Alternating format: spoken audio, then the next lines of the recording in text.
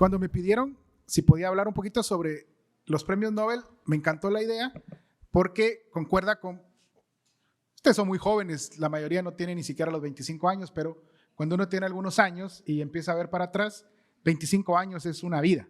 Entonces, pues yo estoy muy contento de estar en el Hazlitt, espero a ver si logro los 25, ¿no? A ver, vamos a ver.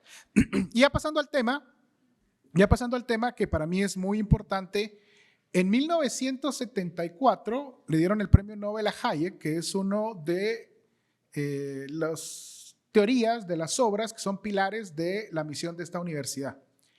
Y 50 años después, en 2024, se lo dan a Daron Acemoglu. Y me pareció muy interesante. Yo no soy experto histórico en Acemoglu, lo he leído, por supuesto, lo he trabajado, pero nunca he sido su fan. Y me llamó mucho la atención un paper que no conocía, que discutimos el año pasado, que lo estuve trabajando, donde directamente, de alguna u otra forma, está retando el conocimiento hayekiano, digámoslo así. Entonces, me llamó mucho la atención y a partir de eso empecé a explorar cuáles podían ser las ramificaciones de este tema. Entonces, les voy a dar una breve introducción de cómo planteo la conferencia. Primero vamos a tener un resumen breve de la obra de Acemoglu y de Hayek, que son dos economistas influyentes, y las razones por las cuales les dieron el premio Nobel, con 50 años de diferencia, ¿sí? Además de realizar un análisis del enfoque institucional de cada autor, ¿sí? Eso es bien importante. Y vamos a hablar de dos obras de cada autor. Vamos a hablar específicamente de un paper, dos papers de Acemoglu y dos obras de Hayek. Y vamos a concluir con las diferencias y las similitudes de Hayek con el movimiento fenomenológico de Edmund Husserl, que eso es una cosa mía, pero que va a ser interesante para mostrarles qué les falta a Acemoglu. Acemoglu es un economista turco-norteamericano, profesor de MIT, especializado en instituciones políticas y económicas. Y yo creería que si no es el 100%, el 99% de las personas aquí en Guatemala y en la universidad lo conocen por un libro que se llama Why Nation Fails, que es un libro de 2012 que enamoró a muchísimos profesores de la universidad, esa es la verdad. A mí en lo personal no, y después les voy a contar por qué no. El punto central, digamos, que tal vez es el por qué es famoso, digamos, en Guatemala por lo menos, es la parte negativa de esta afirmación. Si las instituciones inclusivas fomentan la prosperidad, lo que Acemoglu denomina instituciones extractivas fomentan periodos prolongados de pobreza y no prosperidad en las naciones, y esa es la razón por las que fallan. Vamos a adentrarnos en esa idea más adelante. Recibió el premio Nobel junto con Robinson y Simon, que son sus típicos coautores de muchos papers y bastantes libros. Se lo dan específicamente por cómo las instituciones afectan el desarrollo y el crecimiento económico, ¿sí? En teoría, su trabajo explica por qué algunos países prosperan mientras que otros permanecen pobres. Bueno, es una introducción breve de Acemoglu. Y vamos a hablar ahora de Hayek, premio Nobel de Economía en el 74, economista y filósofo austríaco británico, defensor del liberalismo clásico y la economía de mercado. Aquí ponemos autor de Camino de Servidumbre, que es un texto bastante popular de Hayek, pero realmente nos vamos a referir a dos libros que son Los Fundamentos de la Libertad y Derecho, Legislación y Libertad. Y sobre todo Derecho, Legislación y Libertad, donde podemos ver que ahí hay un Hayek institucionalista, ¿sí? Compartió premio Nobel con Gunnar Myrdal, reconocido por su trabajo sobre teoría monetaria y ciclos económicos. Analizó la interdependencia de la economía, sociedad e instituciones y defendió la descentralización del conocimiento en los mercados como un mecanismo efectivo, digamos, de no planificación. Comparemos brevemente sus contribuciones. Acemoglu estudia cómo las instituciones afectan el crecimiento económico o el desarrollo económico más amplio. Y Hayek defiende la evolución espontánea de las instituciones y la libertad económica. Ambos destacaron el papel clave de las instituciones, pero con enfoques diferentes. Es aquí donde nos permitimos, después de 50 años de diferencia entre dos premios Nobel, poder compararlos, ¿sí? Porque Hayek tiene una posición muy clara de que sí, efectivamente, las instituciones son determinantes y claves para el desarrollo económico. Y Acemoglu también, pero son diferentes. Y es lo que vamos a indagar hoy en día. Yo le ponía el título a la conferencia sobre el origen de las instituciones. Realmente, si ustedes se dan cuenta, esa es una palabra filosófica. Desde la República de Platón, ¿se acuerdan cuando están pensando sobre los orígenes famosos del Estado justo? Después toda la crítica que hará Jacques Derrida sobre esa pregunta metafísica del origen. La pregunta del origen es una pregunta filosófica y vemos que en la economía las preguntas nunca son puramente económicas, sino que siempre tienen un contexto social amplio y por lo tanto filosóficas. Hayek establece que las instituciones no surgen de un diseño consciente, sino a través de un proceso evolutivo espontáneo. Aquellas que resultan exitosas se consolidan con el tiempo, adaptándose a las circunstancias cambiantes, ¿sí? Ahora fíjense, ¿quién de ustedes sabe hasta ahorita, cuando digo instituciones, a qué me refiero? En general, yo esperaría que nadie. ¿Por qué? Porque es una jerga muy típica de economistas. Y lo que pasa es que cuando hablamos de instituciones hay una confusión masiva en el lenguaje cotidiano de que las personas están pensando que es el Ministerio de Economía, el Banco Central de Guatemala, el gobierno. Sí, tiene una dimensión institucional, sí. Pero cuando hablamos en economía de instituciones vamos a referirnos claramente a las reglas. Entonces fíjense, lo que está pensando Hayek aquí y lo que va a estar pensando Acemoglu y lo que va a estar pensando Douglass North, que es otro gran institucionalista, son en las reglas de convivencia social. Que aquí todos han estado en los cursos de ética de la libertad. Empezamos con una reflexión de las reglas morales, después de las reflexiones de las reglas éticas, y después culminamos en las leyes jurídicas del país. Ese es el entramado institucional al cual nos referimos. Y entonces Hayek nos está diciendo de que hay un proceso evolutivo donde algunas instituciones sobreviven a lo largo del tiempo y otras no. Y que habitualmente, bajo un proceso de selección, que solo tienen que pasar el proceso del tiempo, es que permanecen las reglas sociales que deben permanecer. Aquí tenemos una cita clave de Hayek, de los Fundamentos de la Libertad. Las naciones tropiezan con instituciones que ciertamente son el resultado de la acción humana, pero no la ejecución del designio humano. Se recordarán que Hayek tiene todo esta reflexión, digamos, muy por la época. Le tocó vivir una época terriblemente difícil, la Guerra Fría, la Segunda Guerra Mundial, la Guerra Fría, el emerger de los totalitarismos, del fascismo, del nazismo, del comunismo estalinista, constructivistas. Y entonces, ¿a qué se refiere Hayek con estas citas y con esta noción de evolución? Aunque toda acción humana, siguiendo a su maestro Mises, es con propósito, simplemente son ensayos dentro de una noción más grande que él va a denominar cosmos.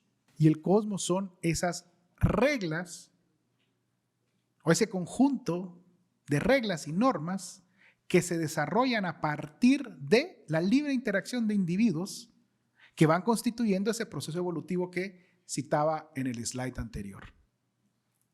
¿Sí? Entonces, aunque todos los intentos de reglas tienen un propósito, no son generación espontánea, que tal vez eso es importantísimo, digamos, clarificar para los detractores, digamos, que obviamente no han leído a Hayek. Cuando hablamos de fenómenos espontáneos, son fenómenos que no están controlados centralizadamente. ¿Por qué? Porque el sentido, que es lo que provee el cosmos, no se puede controlar. El lenguaje no lo podemos controlar. No es generación espontánea. Mucha gente confunde la noción de órdenes espontáneos con generación espontánea. Eso no tiene nada que ver. Obviamente Hayek tiene influencia de la tradición escocesa. Miren, hace unos años fue el tricentenario fue el año pasado, el año antepasado, perdón, no recuerdo exactamente, pero fue el tricentenario, si mal no recuerdo, del nacimiento de Adam Smith. La conmemoración, no se sabe exactamente cuándo fue la fecha, pero fue la conmemoración del tricentenario del nacimiento de Adam Smith. Lo que más certero se tiene es la fecha de su bautizo, más que de su propio nacimiento. Y una de las partes más importantes de la obra de Smith, que tampoco está desarrollada plenamente, es la noción de mano invisible. En esa tradición es que está la tradición hayekiana de los órdenes espontáneos. No es que emerja de la nada, no, es que emerge de la interacción libre y voluntaria de individuos que generan regularidades en conducta y que los individuos asumen como reglas práctico-inconscientes, podría decir Hayek, que posteriormente tienen algún elemento de convertirse en regularidades jurídicas, por ejemplo. ¿Sí? Bueno, esta actitud antirracionalista, la de que no todo es derivado del designio específico, en lo que respecta a acontecer históricos que Adam Smith comparte con Hume, Ferguson y otros, les facilitó entender por vez primera la evolución de las instituciones, la moral, el lenguaje y la ley, de acuerdo con un proceso de crecimiento acumulativo. Esto también lo tomo de los fundamentos de la libertad. El orden espontáneo, tal orden que envuelve la adecuación a circunstancias cuyo conocimiento está disperso entre muchos individuos, no puede establecerse mediante una dirección central. Solamente puede surgir del mutuo ajuste de los elementos, que son los individuos, y su respuesta a los sucesos que actúan inmediatamente sobre ellos. Y aquí tenemos una cita última sobre esta parte de Hayek, antes de pasar a Acemoglu. El proceso que nos ocupa no debe confundirse con los procesos espontáneos que las comunidades libres han aprendido a considerar como fuente original con mejor capacidad de arbitrio que la sabiduría individual. Más o menos creo que he logrado expresar, digamos, la posición de Hayek en cuanto a las instituciones. ¿Sí? Todo intento de establecer una regla es un intento racional, deliberado y consciente, diría Mises, pero eso dentro del cosmos o del horizonte de sentido, la cultura y el lenguaje es solo un ensayo social y solo el tiempo y el devenir de los resultados de esa institución o de ese ensayo de institución nos dirá si permanece o no permanece como ley o como regla, como institución. Ahora, Acemoglu tiene una idea un poco diferente y vimos que el libro más famoso es One Nation Fails, que es de 2012, pero tenemos este paper que me pareció súper interesante, lo descubrí el año pasado, no lo conocía, y me llevó a estudiarlo a fondo, que se llama The Consequence of Radical Reform. Yo siempre he sido admirador de Napoleón y de la cultura francesa, es decir, y realmente el paper es sobre la Revolución Francesa. Cualquiera de nosotros que ha estudiado aquí en la universidad y que ha llevado los cursos de Hayek, se acuerdan que tenemos un capítulo y un apartado en el curso donde dedicamos tiempo a las dos tradiciones de libertad, la tradición francesa y la tradición inglesa. Hayek se adscribe mucho más a la tradición británica que a la tradición francesa. Las dos son tradiciones de libertad, pero una, la francesa, es más racionalista en palabras de Hayek o más constructivista, mientras que la tradición inglesa, por llamarla de alguna forma, está más cercana a lo que es esbozado como la tradición escocesa de Adam Smith y Hume, donde hay una creencia, un espacio para pensar que no todo está deliberadamente diseñado en el orden social. Entonces, este paper, fíjense, estudia los efectos de las reformas institucionales impuestas, que ese es otro tema, por la Revolución Francesa, sobre todo en algunas partes de Alemania y su impacto en el crecimiento económico. Todos sabemos que Napoleón pues no solo invadió parte de Alemania, digamos, o Alemania, sino que también el norte de Italia. De hecho, hay en la Catedral de Milán, ustedes sabrán que hay un museo y unas piezas de una de las coronaciones que hizo Napoleón en la Catedral de Milán, en el famoso Duomo de Milán. O sea, es decir, no fue solo Alemania, sino fue también el norte de Italia, por ejemplo. Y otros lugares, digamos, que impuso, digamos, el código napoleónico, en buena medida. Y aquí hay los elementos que trata de medir Acemoglu de instituciones deliberadas e impuestas sobre los países conquistados. No todos, porque por ejemplo en España dice que no lo logró hacer, demasiado anárquicos. Abolición del feudalismo y los gremios. Introducción del Código Civil francés, que es el Código Civil napoleónico. Miren, esta es una cosa interesante, pero según esboza Acemoglu y sus coautores en esta parte, la noción de igualdad ante la ley no necesariamente existía en el norte de Italia y en algunos lugares de Alemania, inclusive en Austria. Y eliminación de privilegios aristocráticos. Fíjense, esas 4 cosas básicamente son las que dice Acemoglu y sus coautores, que fue instituciones impuestas y deliberadamente impuestas por la fuerza en los países conquistados. En la teoría de Hayek, las instituciones deben evolucionar orgánicamente. Y esta es una cita de Acemoglu en el paper. O sea, él dice, nuestro estudio contradice la sabiduría tradicional de que las instituciones que evolucionan orgánicamente o endógenamente, como serían las instituciones que evolucionan dentro del cosmos, son superiores a las instituciones que se imponen o se diseñan, sobre todo por una fuerza extranjera, ¿no? Sobre todo por una fuerza extranjera, porque aquí es una invasión napoleónica, no es vamos a importar a Napoleón y su código civil. Es una conquista, ¿no? O sea, y la hipótesis de Acemoglu es que las instituciones impuestas pueden eliminar barreras oligárquicas y fomentar el crecimiento económico. Y obviamente es un estudio empírico, no es un estudio filosófico. Se estudian especialmente las regiones alemanas ocupadas por los franceses y usa algunos datos. Miren, hay unos proyectos históricos muy interesantes como Angus Madison que tratan de establecer una base de datos histórica del Producto Interno Bruto per cápita de prácticamente todo el mundo. Entonces, por ejemplo, ustedes se meten al database de las Pentables y donde está el Angus Madison Project y se van a topar, por ejemplo, que van a encontrar el PIB per cápita de México de 1776, de México ciudad.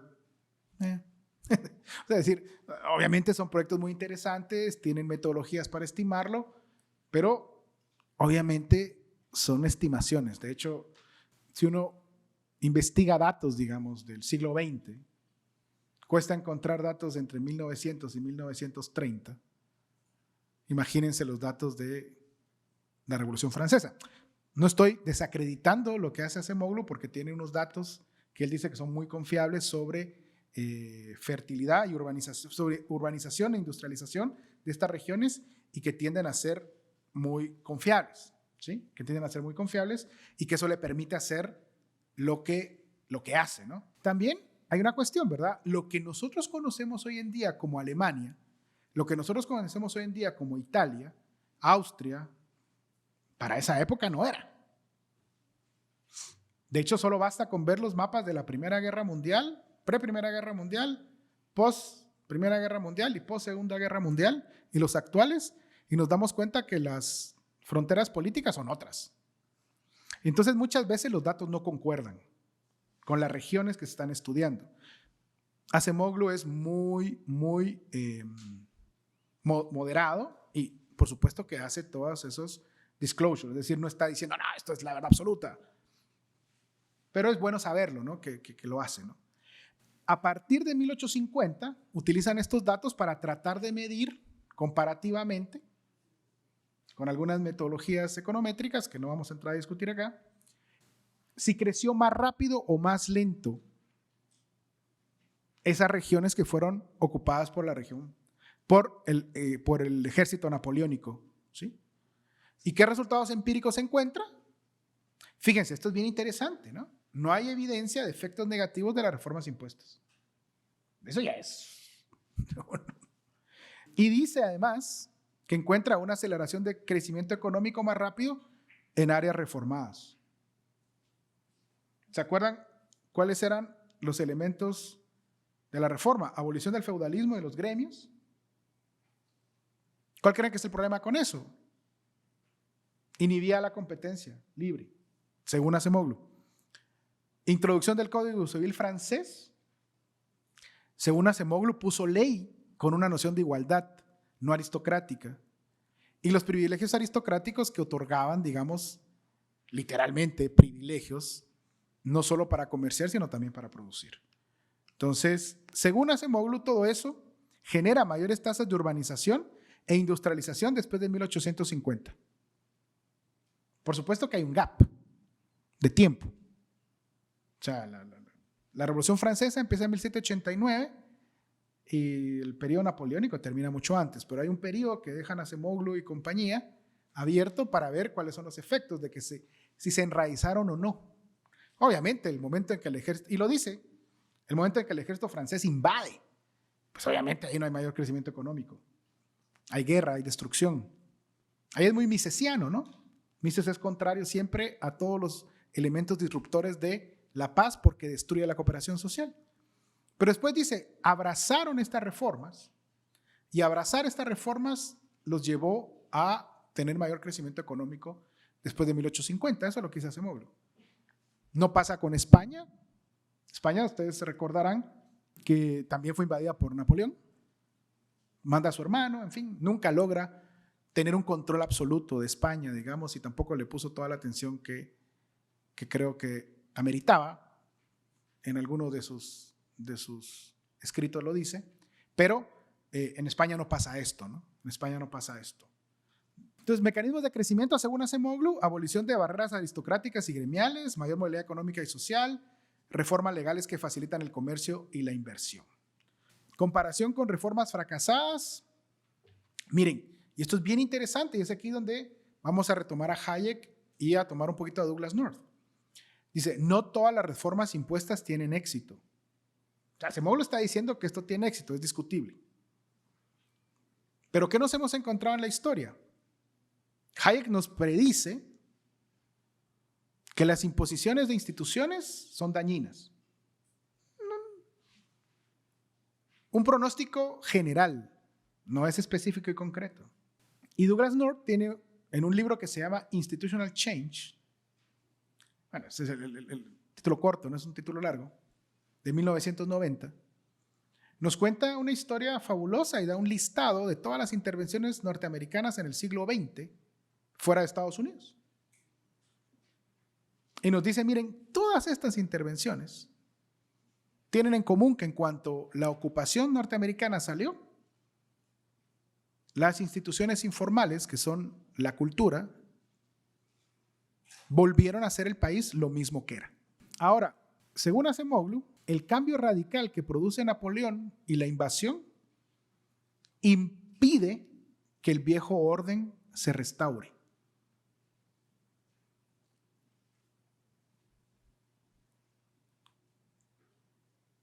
Y contrasta eso con reformas más limitadas que pueden ser revertidas. Miren, hasta ahí no puedo estar en desacuerdo, digamos. Es decir, por ejemplo, si una evolución orgánica genera cambios marginales, que es la propuesta de Hayek, que es muy parecida a la de Douglass North, los cambios son marginales. Pero obviamente, si hay una destrucción masiva por violencia del orden institucional antiguo, y cuando hablamos del orden institucional antiguo, de las personas. Acuérdense que la Revolución Francesa, si algo tuvo, fue violenta. Si decapitamos, esto es una broma, pero si decapitamos al 80% de las personas que siguen las instituciones, seguramente vamos a tener unas nuevas, ¿no? Es una exageración, pues, pero el punto es ese, ¿no? Es decir, obviamente, si destruimos totalmente, algo tiene que emerger. ¿Sí? Algo tiene que emerger. De hecho, digamos, y aquí hay una discusión interesantísima, por ejemplo, con Japón. Los acemoglianos dicen lo siguiente, que la ocupación norteamericana tuvo éxito y convirtió a Japón en una potencia capitalista occidental. Y los hayekianos nortianos solemos decir que lo que cambió a Japón fueron las 2 bombas atómicas. O sea, ese shock de destrucción masivo que enfrentó Japón por la guerra, los enfrentó a que tuvieron que generar un nuevo orden. Sí, con la ocupación americana por años, pero Japón no es Estados Unidos, ni culturalmente son similares. Hasta el día de hoy, digamos, sigue siendo anécdota en todas las investigaciones, revistas importantes, tipo The Economist, Wall Street Journal, las diferencias culturales con Japón. Culturalmente no cambiaron. Entonces, eso creo que es importante tenerlo en cuenta, ¿no? Que hay diferentes interpretaciones de los mismos casos. Entonces, Acemoglu termina diciendo que la Revolución Francesa, como un ejemplo de reforma exitosa, deliberada y sobre todo impuesta, y desafía la idea de que las instituciones impuestas siempre fracasan. Y señala importantemente la importancia de la magnitud del cambio. Yo lo asemejaría en todo caso, digamos, con las bombas atómicas de Japón. O sea, hay 2 bombas atómicas en Japón. La magnitud del evento es devastador. Yo soy buen misesiano. Estaría absolutamente en desacuerdo, digamos, con que la violencia es una forma adecuada de modificar las instituciones. Sí, tampoco estoy diciendo que Acemoglu proponga eso, pero es una implicación lógica que podríamos derivar de la lectura del paper. No sé si me explico. Podríamos derivarla. No lo está diciendo. La magnitud del cambio puede generar un cambio institucional positivo. Puede generarlo. ¿Pero a costa de qué? Y ahí es donde recordamos, digamos, la herencia filosófico-política de Hayek, donde nos recordaremos de que en Occidente nos hemos organizado para tener, la cultura occidental, ¿no? Nos hemos organizado para tener un marco de derecho jurídico donde se respeten los derechos individuales. Y si nos ponemos a pensar de que vía violencia o la destrucción podemos modificarla, estamos traicionándonos nosotros mismos. Dicho eso, entre Hayek y Acemoglu, quiero pasar a la última parte que creo que es muy interesante, porque hemos hablado aquí de instituciones, ¿sí? Y entonces dijimos que las instituciones son reglas y que hay reglas de diferente tipo. Tenemos reglas morales, son prácticas de costumbre. Tenemos reglas éticas, que las enmarcamos en códigos de éticas entre las instituciones o las organizaciones para seguir un lenguaje hayekiano apropiado. Y después tenemos diferentes marcos jurídicos que todo eso es nuestro entramado institucional. Las prácticas que ustedes tienen, digamos, de cómo se hacen novios hoy en día, cómo no se hacen novios, si se casan, si no se casan, si tienen hijos, si no tienen hijos. Esas son instituciones morales que también evolucionan con el tiempo. Digamos, algo interesantísimo es que el mundo hoy en día tiene menos hijos que hace 30 años. El mundo en su totalidad. Guatemala no es la excepción. Y esa es una norma, una institución moral que se está abrazando contemporáneamente. ¿Va a permanecer? ¿No va a permanecer? ¿Qué nos diría Hayek? El tiempo no lo dirá. Ahora fíjense, hemos dicho que toda institución o todo ensayo institucional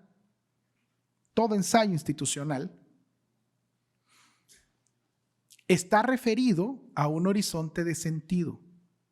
Es la reflexión filosófica, el origen de las instituciones. Y me referí muy rápidamente a la noción de cultura y lenguaje. ¿Sí? ¿Alguna vez han reflexionado que el libro de los fundamentos, el Derecho a Legislación y Libertad, en su tomo 1, si mal no recuerdo, en el capítulo de Cosmos y Taxis, cuando nos habla de cosmos, habla del lenguaje como aquel lugar típico, ejemplificador del cosmos? El lenguaje es un cosmos. ¿Cómo somos capaces de identificar el sentido de las cosas a través del lenguaje? ¿Sí? ¿Alguna vez han reflexionado por qué o dónde radican las diferencias, digamos, en las diferentes culturas? Y hay toda una corriente filosófica contemporánea que nos dice que, vamos a decirlo así, el lenguaje es la casa del ser, ¿sí? Por lo tanto, el horizonte de sentido desde el cual podemos interpretar o no interpretar las instituciones, cuáles emergen y cuáles no emergen, es el lenguaje.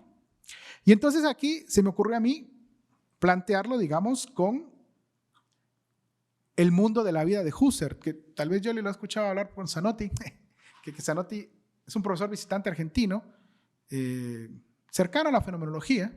Yo sé que ha hablado en varias ocasiones sobre la noción de Husserl. Ahora, ¿por qué lo traigo a colación? Porque la forma de hacer economía de Acemoglu, que es una reflexión empírica institucional, básicamente lo que hace en torno a la Revolución Francesa, en mi opinión, ignora y da como presentado los horizontes de sentido. que esos están constituidos previamente y preteóricamente y que no pueden ser construidos. Y vamos a pasar a eso, ¿no? Entonces, fíjense, esta es una comparación entre Hayek y Husserl para decir qué le falta a Acemoglu. O sea, empíricamente el paper está bien hecho. La reflexión de Acemoglu empíricamente está bien hecha. Tiene los matices que les dije y las potenciales conclusiones que a mí no me gustan, pero está bien hecho. Pero entonces la pregunta es, ¿por qué estamos en desacuerdo?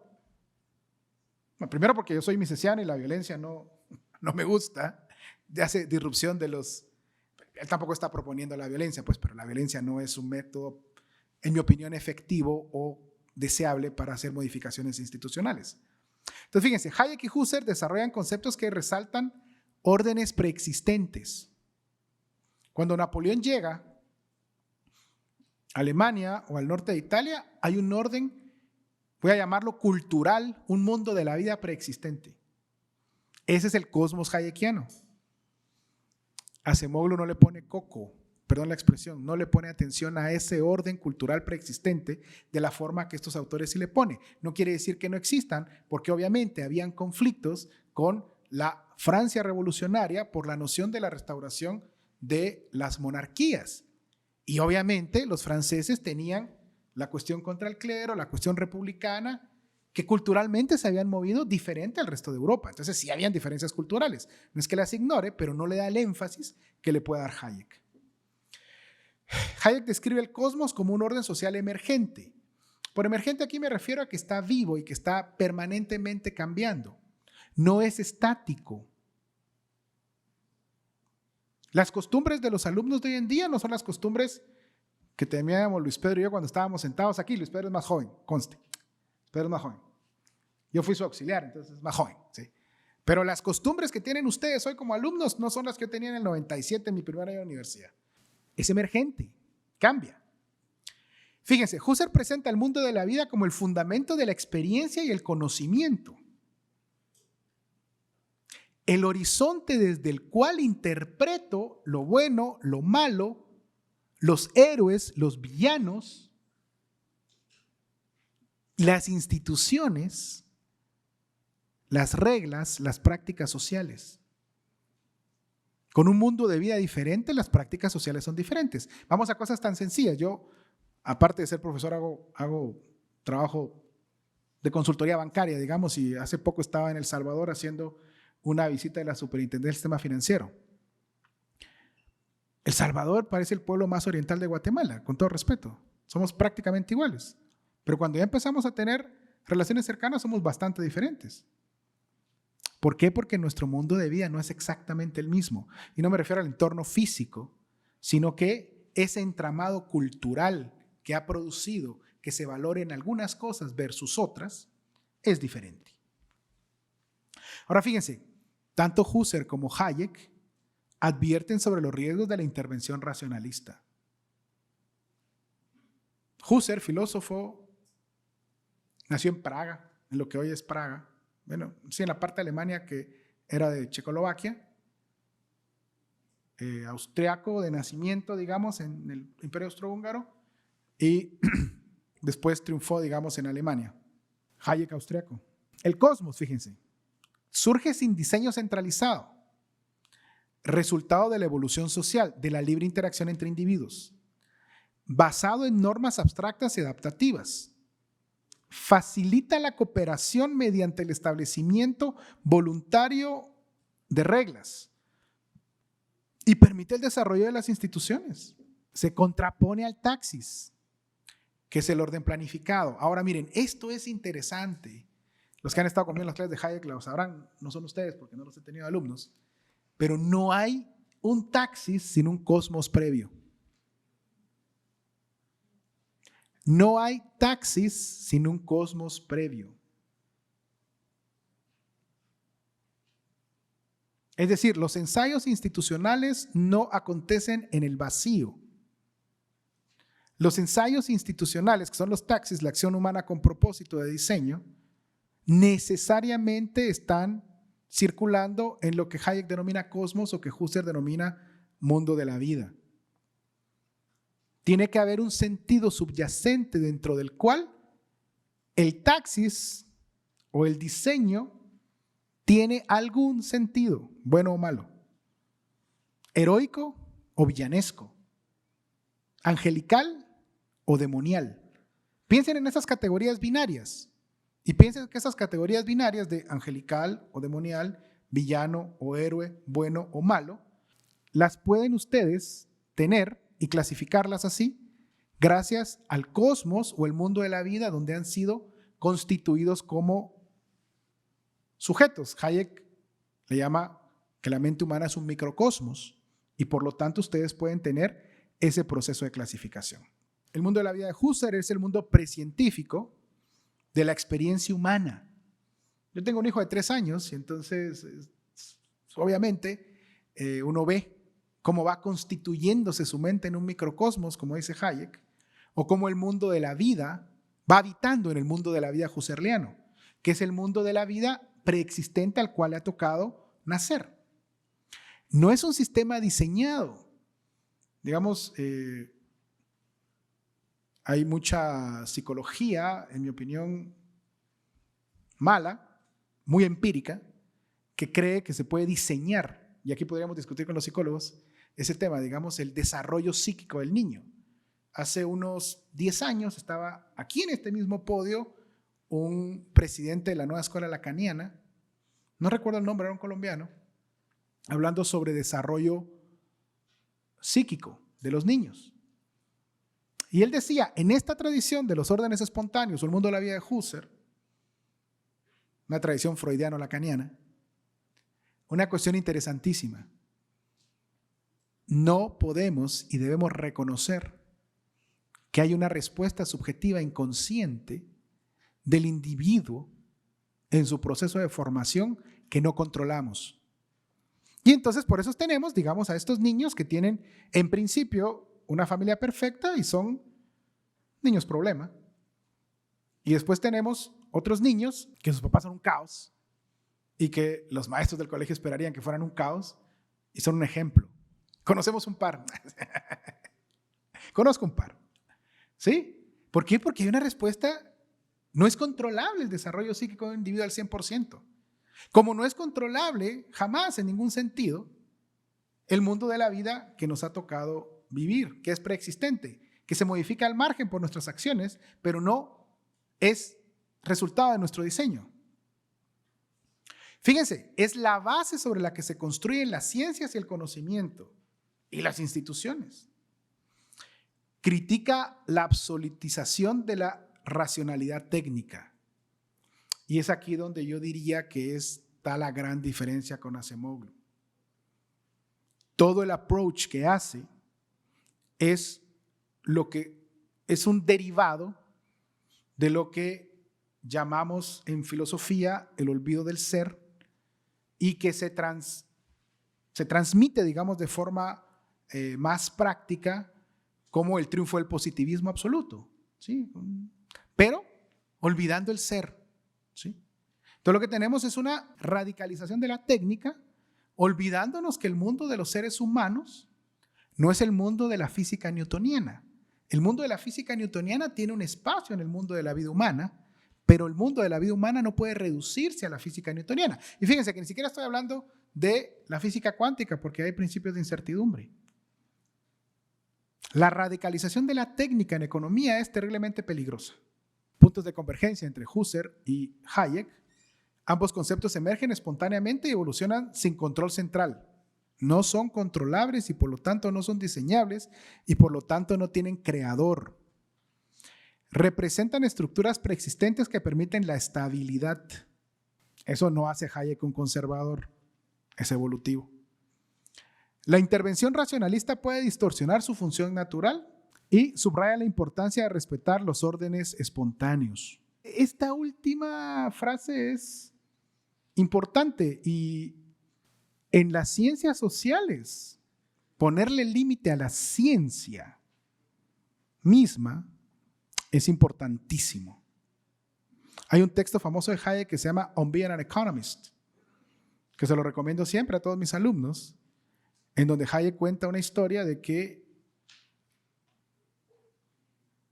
los economistas podemos ser responsables por las propuestas que hacemos de la desgracia de generaciones enteras en el mundo. Entonces esta última me llama la atención. Concuerda con Hayek, ¿no? Hay que tener muy prudente, sobre todo en ciencias sociales. Bueno, diferencias fundamentales, obviamente, el ámbito. Hayek está hablando específicamente de un orden social y legal, pero traspasa ese horizonte cuando habla del lenguaje. Y ahí entra a la experiencia del conocimiento. Función, Hayek explica la cooperación social, Husserl la base del pensamiento. No puede haber cooperación social sin base del pensamiento. Hayek critica la intervención, Husserl la desconexión entre ciencia y experiencia. Es más o menos lo mismo. Conclusiones, Hayek y Husserl destacan la importancia de las estructuras autoorganizadas que hay que respetar. Ambos conceptos critican la imposición racionalista de sistemas artificiales y sus ideas reflejan la necesidad de respetar la evolución espontánea en sociedad y el pensamiento.